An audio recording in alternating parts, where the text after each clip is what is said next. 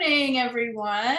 Thank you for joining us today. I am Dr. Leach, the Director of ITTIP at Longwood University, and I'm so pleased to welcome all of you here today to celebrate our SVRTC Technology Awardees for our virtual SVRTC Banquet.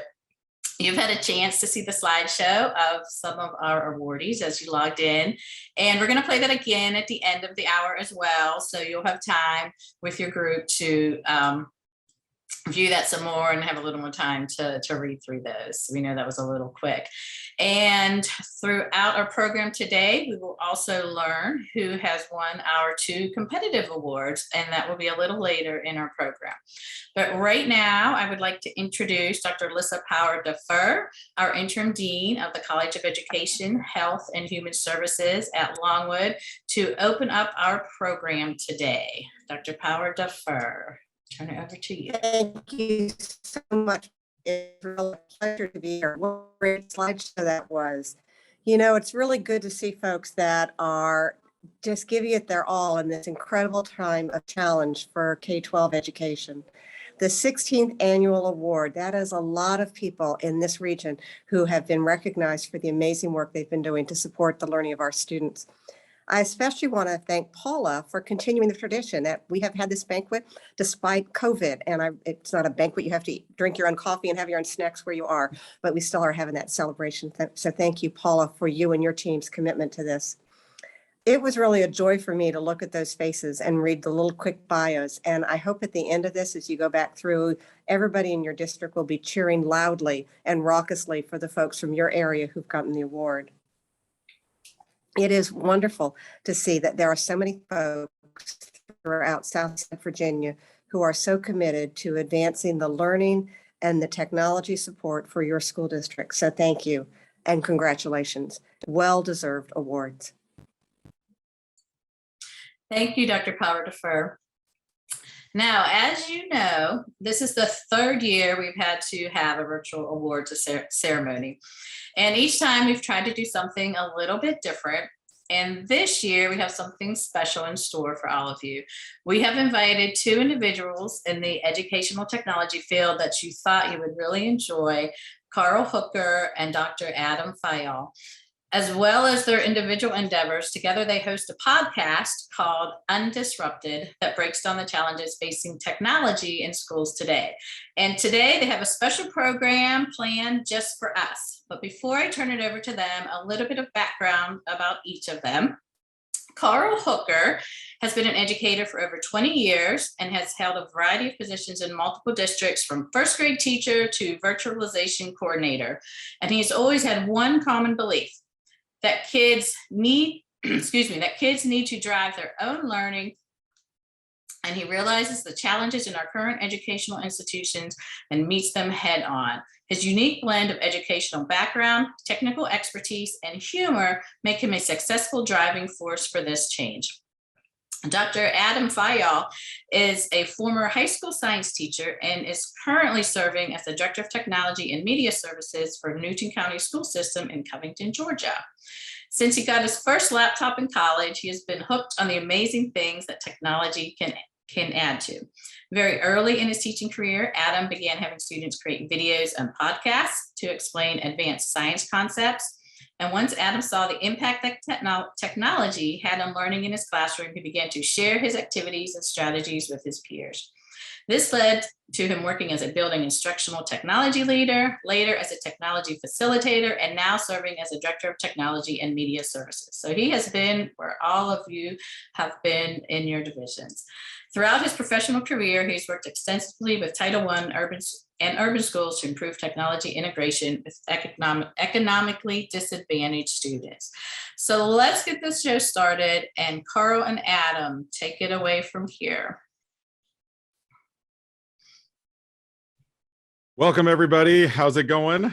This is Carl Hooker coming to you live from Austin, Texas. Yes, that's right. And I'm joined by my co-host, Adam. Where's Adam at? Are you on camera somewhere, Adam? Can we see you? Yes, I am. I am here. I'm here. And you know what? I'm so happy to be here representing the Hollywood of the South. The Hollywood of the South, that is, in Covington, Georgia, where we shoot movies every single day around here. You know, I just had to get off set and come here to do this real quick. You know how it is. You know how it is. Thank you for taking your time in your busy schedule there, Dr. Fioll. All right, we're going to get this started, guys. We are the co-hosts of the Undisrupted podcast, if you haven't checked it out, but we're also here today to present to you Pardon the Disruption, SVRTC style. So here we go. We're going to start us off, Adam, with our first topic today. And again, guys, in the chat, what we're going to ask you to do is also be a part of this conversation. So we'd like you to participate as well. So starting off, Adam, it's been an interesting 2 years. I'm going to ask folks in the chat to also respond to this question. I'm going to ask you, Adam, what's a term or a phrase that you've learned in the last 2 years that you never would have thought you would say, but now you say it all the time regularly? People in the chat, throw some words in there, throw some phrases. Adam, what about you? What are something, thinking back to pre-March of 2020, now you say this word all the time? Yes, pivot. Yes. Oh gosh. Thank you for taking that word from me, because I was going to go with pivot. But you know what? Someone grabbed that already. So you know what? Oh God, I was good with. They're taking them all. You better hurry. New norm. Oh, it's gone. Pull up your mask. I love it. Ooh, mitigation. That's a good one there. Yes. But seriously, thinking about school, Adam, I mean, it's been I left the district right before the pandemic. I still have gray hair, but I don't have any on my head, probably because I left right before the pandemic. You've been in it. So, you know, reflecting on the last 2 years, and I know there's a lot of tech leaders here in the call today. So what are some of your takeaways you'd say for the last couple of years? Well, first I have to say happy anniversary. Yes, that's right. What do you get somebody on the 2-year anniversary? Anyway, I know it's paper for the first year. What do we give each other on a 2-year anniversary of what should we give? I guess you know, now that we're getting rid of masks, now I would give a mask for this anniversary, but you know, that's good. We're getting rid of the mask. Happy 2-year anniversary. You know. Here's a mask for you. Everybody, if you've been married for 2 years, go give your significant other a mask and see how that works. That'll go over like a fart in church. Okay, sorry. All right, anyway, so going back, Adam, so yeah, it's been an interesting ride. 2-year anniversary, man. This is crazy. So there's a lot of things we're going to talk about today that, you know, kind of impact this, including this next topic, which you're going to take lead on. And we're going to try to stick with the timer. Sometimes, guys, we'll go a little bit over time, but we encourage you guys, of course, to throw in there. I hear a lot of different things in there. Please turn on your cameras. We can see all of y'all too. This is great. Yeah, new normal, 6 feet, hybrid. Let's Zoom. Yeah, that became a verb, which was interesting. I see some people eating some really good food there. I mean, like it's okay if you want to share your food while you're eating it. I mean, we love that, you know. But you know. We can see all that. But Adam, what about this one? So here's my thing. Like when we start talking about all the stuff that we've been going through, you know, when we talk about caring for each other and yourself, like with all this has been going on, how have you been able to like care for yourself and to keep yourself from becoming disrupted with everything going on, Carl? You know, I'll be honest, it's been a challenge. I've had 2 of my kids that have been with me for 587 days straight. It was the longest spring break in history. They went home at spring break and they didn't go back until late October of this last year. So my little ones. Well, you're a good one, because you know, Tom Brady, he did that for like 3 weeks and went back to work. He was like, I know, you know, right? I'd rather get hit by 300-pound guys than be at home with my kids. So you know what? 3 weeks. Say true. You're still at home with kids. I'm still at home with kids. I'm still You're the GOAT. You're the GOAT. Although I have to agree with Crystal, because this is my newest discovery too. Crystal throws it in there too. Self-care is TikTok video binging, which I love that. Yeah, sell some self-care tips in there in the chat, everybody. What are you doing to take care of yourself? You know, I think it's a balance. You have to be careful, because for me in this profession and in this job, you know, my office, like today, honestly, I got up, we had 3 girls sleep. I have 3 little girls, but they each invited a friend for a sleepover. So in this other room right now are 6 girls, all ages 13 and below. And like, I woke up this morning, I was like, guys, get out of the way. I've got to get to work. And then I just stepped into the office and said, okay, I'm at work. So it's that balance of like saying, okay, now we need to step away when you're working remotely. Now for teachers, of course, it's a different thing. That whole hybrid thing was interesting. I'll just say that. I see some head shakes in the crowd. The camera's like, no. It was educational triage. That's what we were doing. We didn't know what we were doing. And we discovered, let's try to put people on Zoom while we're also teaching them at the same time. Well, that's how we self-destruct. I mean, so I don't know. I feel like having that balance is a big thing for me. What about you? What's a tip before we move on to the next topic? Yeah, 'cause my thing is we have to figure this out though, because we're also seeing this great resignation that's happening across districts. So we have to figure out how to pour into our people. And while money is important, I know a lot of divisions are figuring out ways to give teachers increases in pay, which if you're listening, go for it. But we also have to figure out other ways to kind of keep people motivated to be the work and have that work life, or excuse me, life work balance, to make sure that what's important is important, but what's not important is not important in this whole thing that we do. I was impressed to find out, or actually surprised to find out, that the number one reason why teachers are leaving was not money. Actually, and a lot of you in the room probably agree with this. It's not money. That's number 3, by the way. Number 1, lack of respect and support. And I think I see some head nods there. I mean, that's a big reason why we need to get back that respect and a lot of it comes with parents and parent communities and politicizing, gaslighting, as Lindsay throws into the chat. Yeah, absolutely. Oh, yeah. So for this next one, Adam, I think I've heard this phrase so much that I'm I'm ready to retire it. In fact, I did retire it. I'm now writing a whole series called Forward to Different, because I'm tired of hearing back to normal. And I don't think we can ever go back truly to normal. But what does it mean to you when I say the words back to normal in schools? It means people that, when I hear people say that believe that, I think they don't realize that we can't go back. There's no going back to what we had before. We have to figure out what worked from this system that we had to triage to and get better at that. We talk about this whole virtual learning, digital learning that we had. Some things actually worked from that. You and I were talking before, my kids have picked up brand new skills. Now we can do Zoom meetings that we're doing right now that at one point was unheard of, to be able to have everybody hop on the meeting. It was like, oh my gosh, I know how to do it. This is so complicated. This is so hard. Now everyone knows how to do that. I mean, my kid can make their own schedule with Alexa now. They can sit around here and they figured that skill out in this pandemic. So we can't go back to all these skills that the kids and teachers and parents had acquired. So we have to figure out a way to take those skills and create something new, something different to really engage all of our learners. And I think when we go back to the, yes, by the way, snap, snap, snap. I see, so listen in the crowd, we can do some emoji claps there on the reactions. I do think that when we talk about the new model, we're going to have to anticipate what's also going to happen with what you said earlier about the big quit or the great resignation.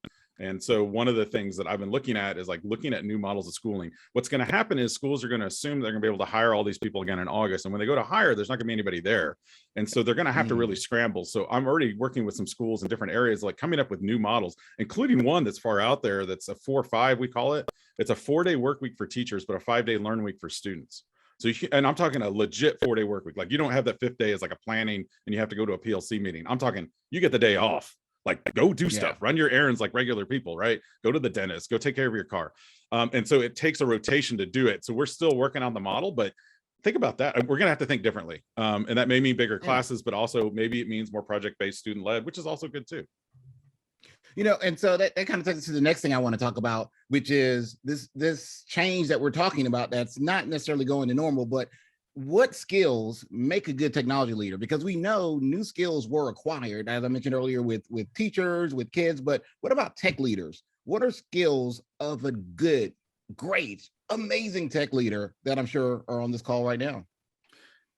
I mean, for me, I think it's someone who is leading with instruction in mind, leading with learning in mind. And the ones that when I was in my position, which was a director of, well, at the time it was called instructional tech, and then we changed it to innovation and digital learning because I wanted to have a lot more letters in my title, hoping that I would get paid more for the more letters. But guess what? That didn't work. No, it doesn't work that way. It doesn't work that way. And so for me, it was like, let's work with the technology department about letting them, let's talk about not leading from no. Like, I feel like no is always the first answer from the tech department. Whenever that's the case, they're a roadblock, they're a hindrance. I understand, and you know this too, because I've been in both roles and you've been in the role currently. No, sometimes you have to say, and there's times when it's like, guys, we can't make this work because of X, Y, and Z or whatever, safety, security, data, la, la, la. But I do think that leading with instruction, I see a lot of people saying that in the chat too, like differentiating for teachers. Yes. I mean, think about that. Oh, and I forgot to start the clock. I just realized that. So I can really gaslight on this one here. You know what? I'll even go full screen. Guys, here's what I think. Now let me go full screen and talk about this. This is a serious problem. No, I kind of felt like and this sounds bad, but some of the tech directors in my district where I felt like tissue at some point because I went through them regularly. And it was always because they weren't always willing to listen to what instruction and learning happened to. And the other thing that I felt like they didn't do that was really something I think like a tech leader should do is they never left their room. They stayed in the little closet. They stayed behind the walls. They never went into classrooms. And I think part of it was there was kind of a fear of like, if they go out there in the classroom, they're going to discover all the stuff that's wrong. And I was like, that's the best time to be there. Be present, right? Get out of your room. And by the way, this isn't just tech leaders, all leaders, anyone on this call is a leader. Get out in the classroom. Two things I did that I would recommend. One is I did the Student for a Day challenge. I dressed up like a student and went to high school in my high school as a student for one day. Most eye-opening professional development I've ever had in my life. I'll be honest. I was like, wow, I'm shocked to see how this is happening on a daily basis. Second thing I did. So dressed up like a student, you look like most of the kids on the TV shows where they're 30, 40-year-old high school students. Yeah, no. Mostly what it was me anyway. Yeah, but I also subbed every day, not every day, but I sub every year. I would make sure that I would take a time and I would substitute for a teacher and just learn again. Remember, what are the things that we're putting in the hands of students? What are the things that we're putting in the hands of kids? And how does that impact them? And with that, I'm excited that Adam, you and I, actually, I'm going to click over here because we get to announce the winner of the Tech Leadership Award. Yes, the Tech Leadership Awardee. And I believe she might even be on the call, but is Sylvia here? Is there a Sylvia on the call? Everybody, let's give some reactions, emojis, some claps for Sylvia. Sylvia, where are you? You can turn on your mic. Are you there? I hear your sister might even be here. I love that smile, Sylvia. Yes. Oh my God. Yes. Oh my goodness. Oh wow. I was like, oh, what? We've left her speechless. Yes, definitely. I'm sure she's smiling just like she is on that picture. Coming at me. What? Check out the love in the chat, Sylvia. You've done an amazing job. Oh my guys, goodness. Thank you all. My goodness. All these amazing colleagues across the division, across the region. Thank you so much. Wow, and I think all I can say is wow. I just want to throw a couple things out. I mean, this woman, I've looked at some of the applications, but some of the stuff that they've put in here that you've done, it's amazing that you're one person. Let me just say that. I mean, you're planning annual digital learning days. You did a congressional app challenge and technovation event with spark student interest in coding and STEM. You create a newsletter that goes out about instructional technology tips. You do a tech day. And you guys stay till the end because we're going to actually hear the full application at the end. But just congratulations to you. And I think it's amazing. We need more people like you in the field, obviously. And the fact that your peers are here applauding you, I think that says a lot. So again, congratulations to you, Sylvia. Thank you. But that's not all, folks, because we also have. What was about? Oh my God. Now you can hear her in the background. I love it. Yes, and thank you for all you in the chat throwing the congratulations and the applause. Now, Adam, we also have this idea of division leadership. So I'm going to ask you the question. First of all, what makes a good division? Good division. Well, you have to know how to multiply in order to divide. No, not that kind of division. No, not good division. My good at division. Oh, okay. You see, in Virginia, it's division. Where I'm from, it's district, but I know it's different in different places. There's regionals, there's centers, there's divisions, there's yes. Yeah, so when I really look at like district leadership, one thing I think has to be clear is the why. The why the division is doing what they're doing and leading with students focus. If you're leading with students and you know why you're doing what you're doing, you can't go wrong. Because I think every division, every district, every county, whatever you want to call it, we all have these all statements, blah, blah, blah for all, la, la, la, la, la. But if you actually believing it and your actions are aligned to that, that shows that you are a division that is about the business of education, about teaching these people's children. Because at the end of the day, the people, our parents are sending us the best child that they have. And it's our job as a division, as a district, as a county, as a region to do what we say in our vision statement, which is some kind of all, getting educational excellence for all, providing well-rounded students, whatever that is. So to me, That is a good division, one that really is leading with the students first. And this division winner that we're about to announce here has done all of that and more, Adam. Lots of ways of engaging students, creating infrastructure. So again, working on the tech side of things, but with a vision on learning, and also adhering and upholding that district vision, as someone in the chat mentioned, someone in the chat who actually had something to do with this.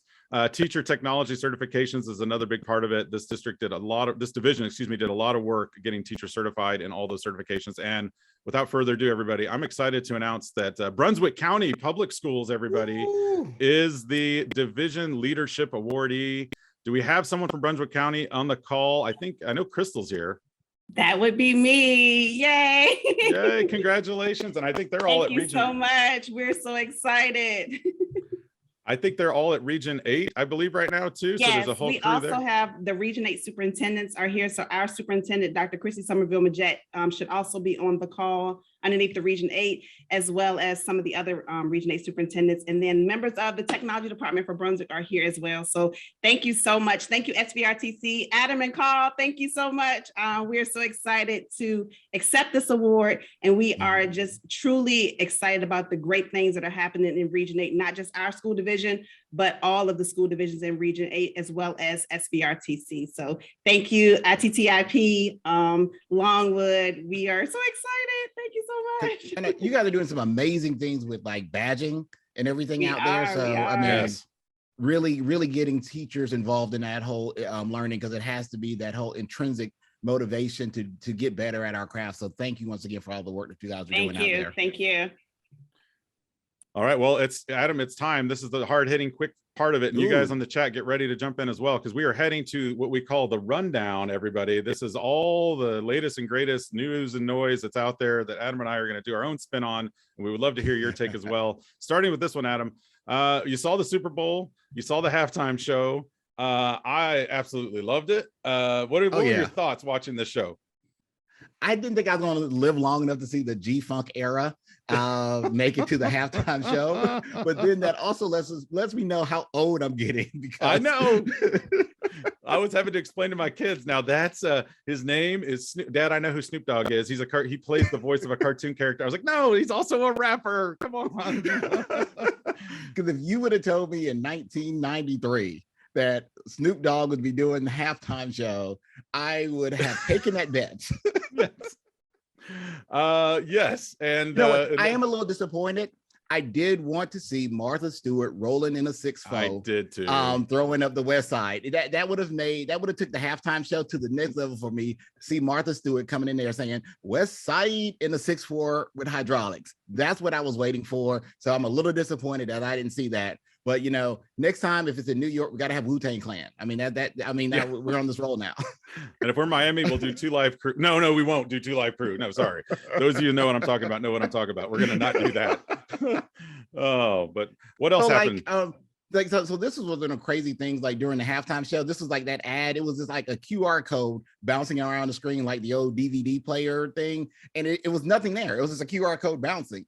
So Carl, did you scan it? Did you scan it? I did not. Luckily, I was at a place where I couldn't get to my phone, but I might have tried it. I did see some people go up to this. We had a big screen in this room we were at. I did see some people go do it. Didn't it turn out that it was a crypto thing, right? Yeah, it was a crypto thing. Yeah, like you got $15 in crypto, but like I saw the NSA or somebody, they released a statement telling people to be careful about QR codes now. At one point they were very cool during the pandemic. You can scan it for the menus and stuff now, but believe it or not, and people are a little, not too bright on this one. There are QR codes by ATMs, and people are scanning them and putting in their information and losing their money. So what you scan before you scan it. You wouldn't think you'd have to tell people that, but they're like, oh, it's a QR code by the gas station. I must be supposed to scan this. Like, no. If you don't know where it's taking you, don't scan it. I think some of the skills, digital citizenship skills that we need to teach, we don't need to teach the kids this. They know some of this. We need to teach the adults some of this. Like, gosh, yes. I was thinking about a kid of mine, one of my 8th graders once, who told me he could hack into our school, our SIS. And I said, okay, how do you, and he told me all the reasons, all the ways he could do it. But his number one way was he would go by a teacher's laptop and he would see a Post-it note with their password on it. Y'all believe a teacher's actually ever done that? A lot of you are like, yeah, and I know who that teacher is. Yes. Mhm. Hey, Adam, you read any good books lately? Ah. Have you heard about this Um, guy? This is the assistant yeah, principal last week. He gets fired out of Mississippi for reading, what's it called? I need a new butt, which is a fun book. We but read it to our yes. kids. Yeah. Yeah, it's it's a fun book. It's a fun book. I mean, you know, I think about the Joker. You know, why so serious? I mean, we have to make sure that learning is fun. It's fun. There's a lot of fun books out there. I mean, one of my 5-year-old, his favorite book is his book No David, and like most of the book, he's like running around like with his pants down, like with his butt out because he's like tearing things up all the time. So like, it's fun. I mean, we have to make learning fun. We have to realize that there's all these various types of books and resources out there, and if you don't like it, don't read it. It's kind of like I look at books like the grocery store. There's a lot of stuff in the grocery store I will never put in my shopping cart. But you know what? Somebody else may. Go for it. Put it in your cart. You eat it. That's for you. What you eat don't make me sick. So, go for it. Just have it out there. I like that analogy. Somewhere out there, Dave Pilkey is getting very nervous, by the way. Captain Underpants, watch out. You're next. Yes. Here we go. Watch out. Be careful. Oh, my goodness. But now, what are we moving on to, Adam? Oh, TikTok. Oh, gosh. So like, I know you were a little late to the party on the Tickety Talk. I just got on. Yeah. So tell me, like, what are your thoughts on all these TikTok challenges? I know personally, we had one in our district where kids were taking other kids' Chromebooks and like doing things to them. So we had one that got super glued together. We had one that somebody intentionally put fire ants in it. So like, they don't do it to their devices. They do it to someone else's device. That was a challenge that they had. So like, what are your thoughts on these challenges? I'm starting a new one. I'm trying to start a new one. It's called Bring a Teacher a Coffee Challenge. And we'll see how many kids will actually like, and we'll make it a big joke. Oh my gosh, if you do, you have to film yourself bringing the coffee to the teacher and then the cutaway of them and then have some sort of trendy mashup song with Adele and Bruno Mars in the background. That's my hope and my dream when it comes to TikTok. Can we get to that point, please? Because I mean, if we all started doing that, bringing one little nice thing to our teachers, we may not have this great big burnout that's happening and what's coming, right? Yeah, fire ants. I was like, yes. I've seen some of the pictures of some of the things. Adam shows me these pictures and I get PTSDs from my days in the tech world too. I'm like, oh, some of the things like, oh, I swear that didn't fall off the car. Never mind that it's got a tire track right across the back of the iPad. I know exactly what happened to that thing. Yeah, the trick to the fire ants, which I found out later, you have to put syrup in it first. Don't ask. Well, you catch more bees with honey, but I guess you get more fire ants with syrup. But the remakes. Okay, so, yeah. Oh gosh, yes, we have remakes everywhere now, Carl. Like everything is being redone, remade. So like, are they being overdone? Like, so when I think about this, what is something in EdTech that we probably should bring back and do better? Now that we have the technology. Now that we have the power, I'm going to ask people in the chat to also bring this up. What is something you wish we could bring back in ed tech? You remember the old days? And I'm thinking laser disc. No, probably not laser discs. If I had to say, I would say now I feel like I love that. Hold on. Common Time out. Stop the clock. We have Corey. You win the internet today. Yes. Common sense. And he wins the internet today. Yes, mic drop there, Corey. Good job. I was thinking like Palm Pilots. Remember those things? They were like the original tablet. You walk around with this little pen and you do your reading assessments on them. I feel like they were ahead of. Remember Second Life? Yeah, it was like the virtual world. It was way ahead of its time. I mean, there was an ISTE Second Life. You go to ISTE Island and hang out there and visit people. And I think the first time you arrive, you're naked. I remember I did it for one night. I tried it. I got on Second Life. And I'm walking around and my wife comes around. She's like, what are you doing? I was like, oh, I'm in this person's apartment. Why don't you have any clothes on? I was like, well, no, it's just I have to earn clothes or something. She's like, you naked in a girl's apartment. I was like, no, it's virtual. It doesn't. And then that was it. That was the last time I ever did Second Life. I'll just tell you that right now. Never mind. My hair was green. Yeah. We should bring back the Ditto machine. Like something about that smell. Oh, you know what? That'll help with teacher stress levels. Yeah, just go into that Ditto room and spin that wheel around. Those of you that are old enough to know what I'm talking about. Those teachers were pretty laid back. Where were you at? Yeah, I was just in the teachers lounge. They were also with a whole bunch of smoke coming out of there. Yeah, Minesweeper. I love Minesweeper. Oh, now I want to. There's got to be an emulator of that somewhere. All right, so Carl, this has been a hot topic. We've seen it all over the place. CRT in schools. and I'm going to get serious for a moment here. You know, we've been kind of joking around and people are losing their mind behind CRT. And from my perspective, it does not have a place in our schools. What? CRT, you know, it shouldn't even be in people's homes at this point. I mean, we have gone so far from as a society, that CRT should not even be in the conversation, sir. I'm really surprised you say that, Adam, but you know what? I have to agree. I think the cathode ray tube, those monitors, we need to get rid of them. We don't need those in schools anymore. The CRT, those CRT screens need to be gone. I totally agree. I understand that. Yes. Wait, I think we're confusing this with something else, aren't we? The candy. I mean, this has to be the thing that people are going crazy about, because what else could it be? I mean, like, because CRTs, I mean, like, if you still have these in your school right now, like, what are you doing? I mean, with all the money we've received from ESSER and ECF funding, you shouldn't have CRTs in your school now. I mean, like that hum, that little buzz and the click and turn it on. I mean, they're not energy efficient. I mean, come on, people, get with the program, get rid of them. I mean, like, they don't need to be there. I mean, we're 1-to-1 now, out the window. Out the window, hot take. Speaking of, so I can't even transition from that, to be honest. It's such a hard, you got me there for a minute. But I just saw, did you guys see this the other day? They have this now, they opened up the Star Wars thing, and you want to talk about an interesting use of money for $5,000, folks. Now, how many of you, be honest, how many of you would actually do this? For $5,000, you'd spend 2 nights in this, and it's like I think it's an immersive thing, right, Adam? Like, you can go and, like, you're on the starship or something. Yeah, you wear like you know, Luke Skywalker's underwear and everything. Like, you know, it's like totally like you know, totally may the force be with you Trek, like all that stuff. Like, no, you're mixing them up again. Yeah. Oh, my bad. Yeah, it's interesting. I saw the early reviews on it, and we had some people that we know that went in there and looked at it, and they said it's, you know, they really tried to immerse you in it. I mean, you're working, like they put you to work. So I'm like, wait a minute. I'm paying $5,000 to go somewhere for a weekend and work for, you know, oh yeah, your job is yeoman so-and-so. And I'm like, well, I'll be the first one that gets killed on the first mission, right? No, I'm not going to do that. No. But, you know, but we talked about this earlier though, but I can really see this, not necessarily the hotel experience, but going to that AR, VR, Oculus, like really seeing like this as the place people put on that and they get in this space. So we're talking about in the classroom now. So getting better at this whole virtual digital learning. When are we going to have this Ready Player One immersive classroom space, which is going to be that next opportunity, the next gateway to really change the way we teach and learn our students to have that capacity? Because now we have hospital homebound students still. You're going to have students who want to take a course from someone else. So I can see a more immersive experience virtually than actually spending $5,000 to be in a bunker. Yeah, I do think we're going to go back to the actual item here, which is the far, far away price, which is for virtual too in schools. I mean, I know of a school that is actually trying virtual 1-to-1 Oculus. And it's going to be interesting to see what some of the early discoveries of that are going to be, because I think you have to worry about eye strain and stuff like that too with kids, especially kids under 13. I think you can only be on it for 20 minutes.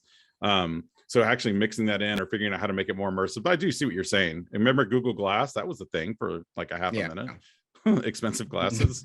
All right, what's this, Adam? Oh no. All right. Oh gosh.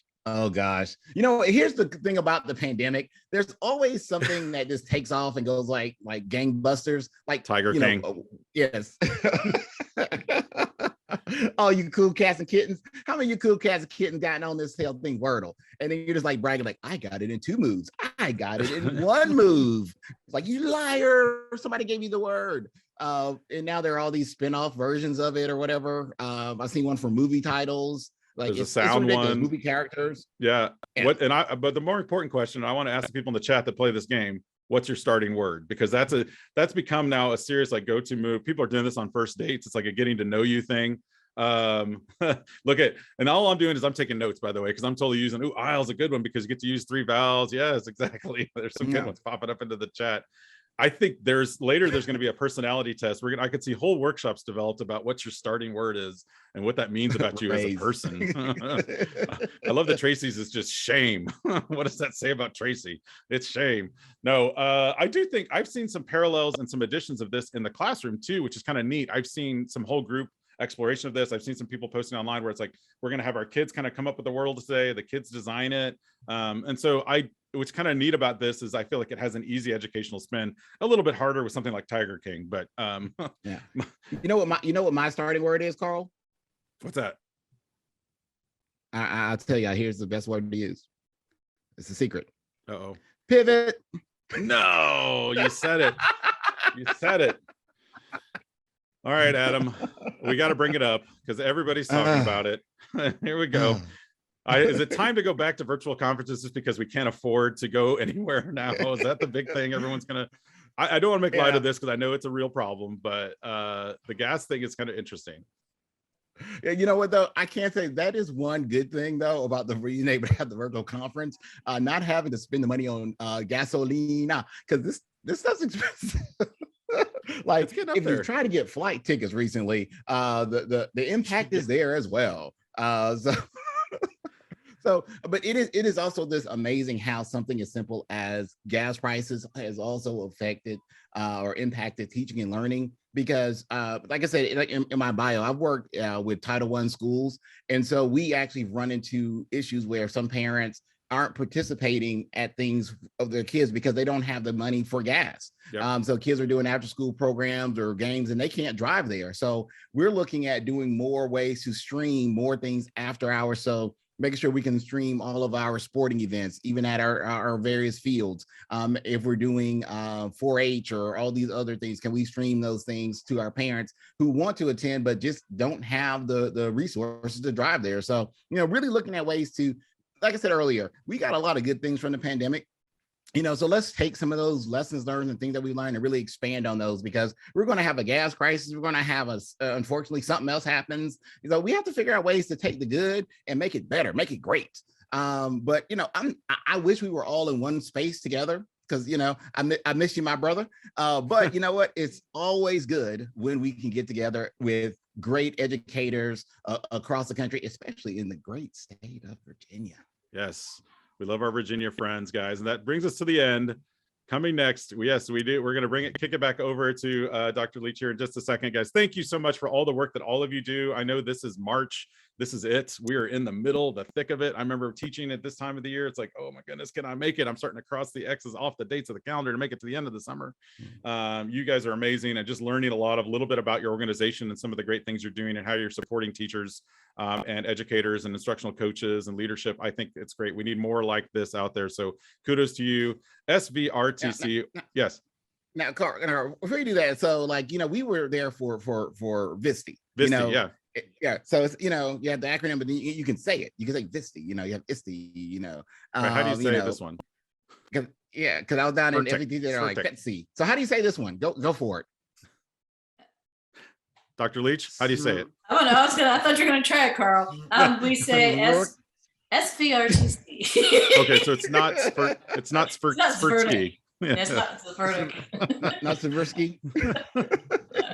Thank you, everybody. We appreciate you. Guys are amazing. Keep doing the great job you're doing. I'm going to kick it back over to Dr. Leach, and she's going to tell us a little bit about our award winners as well.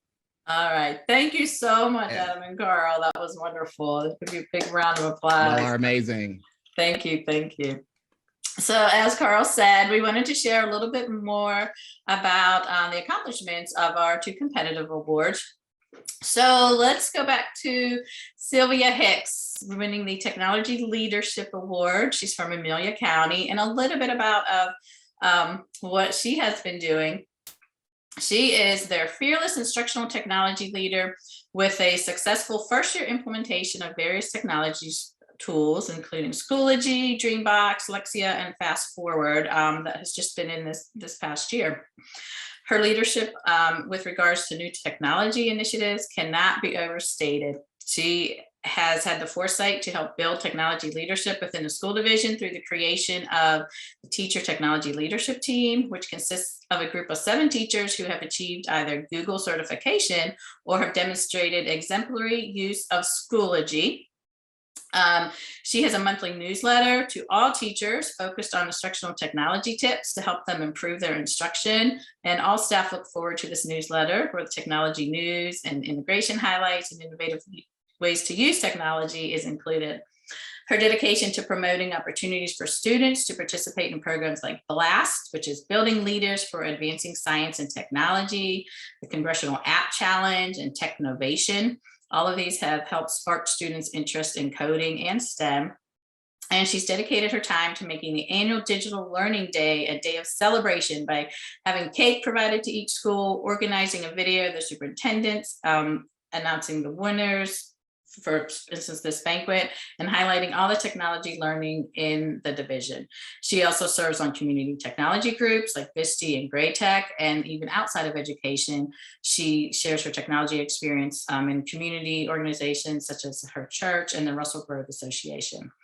Her wealth of experience and skills from publication specialist, editor, information specialist, international communication specialist, instructor for VDOE sponsored online professional development for technology integration, photographer to ITRT will make her greatly missed, as she's also retiring this year. So congratulations again, Sylvia. We want to recognize your accomplishments with this Technology Leadership Award and also recognize that you will be deeply missed upon your retirement at the end of the year. So thank you again, Sylvia. And our Division Leadership Award is for Brunswick County, as we know. So some of the good work that they have been doing there, they have advanced under strong leadership in technology. They've been filled with robust changes that have allowed the students, faculty, and staff full access to instruction, information, maintaining a one-to-one deployment in 1 year's preparation and in time to support the virtual learning amid the pandemic. So looking at different categories, for instance, in student engagement and learning, at the start of this school year, they upgraded and increased their fleet of instructional technology resources by adding 73 interactive panels to classes.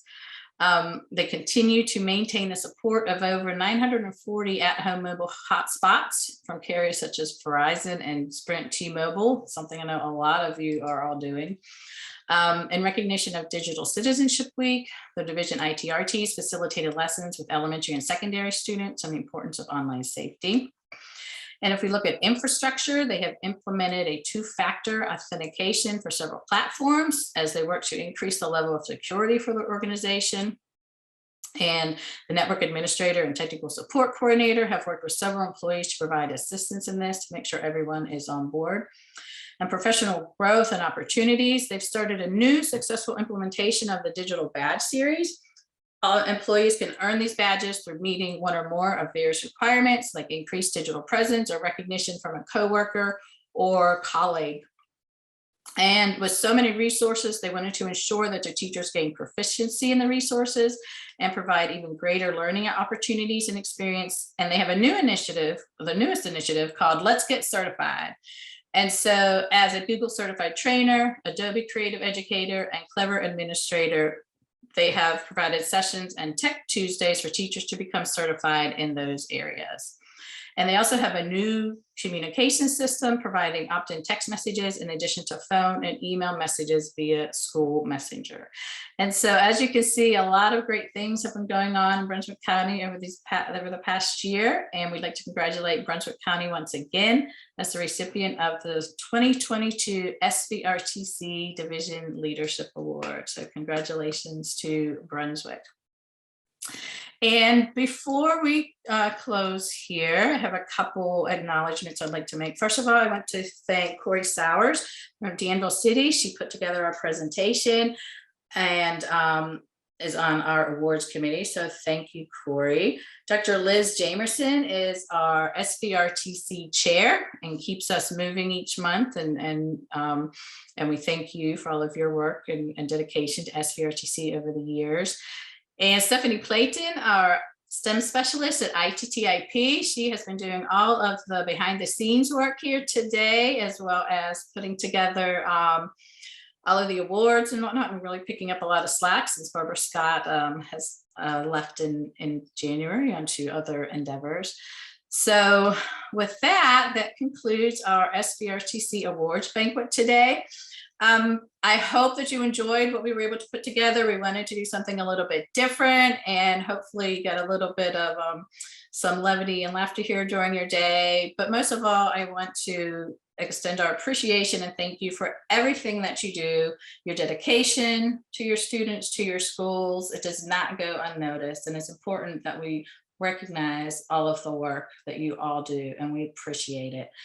So we will keep the slideshow running here for another 10 minutes or so, till 11 o'clock or so. So please feel free to keep that on in the background as you celebrate.